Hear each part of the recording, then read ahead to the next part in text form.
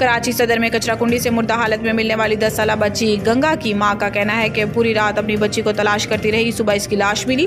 तफसीलात के मुताबिक कराची के इलाके सदर लकी स्टार के करीब कचरा कुंडी से तशद्दुद गंगा नामी बच्ची की बोरीबंद लाश मिली। बच्ची को जिनसी ज्यादती का निशाना भी बनाया गया था।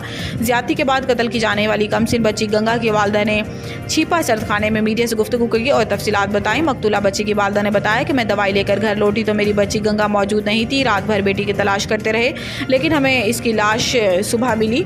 मकतूला की वालदा ने अपील किया है कि हमें इंसाफ फराहम किया जाए। पुलिस ने हमारे कई रिश्तेदारों को हिरासत में ले लिया है। बाद गवर्नर सिंध कामरान डेसूरी ने बच्ची के लवाहिकीन से मुलाकात की और इन्हें यकीन दिलाया कि इंसाफ फराहम किया जाएगा। इनका कहना था कि कमसिन बच्ची को ज्यादती के बाद कत्ल कर दिया गया, घिनौनी हरकत है।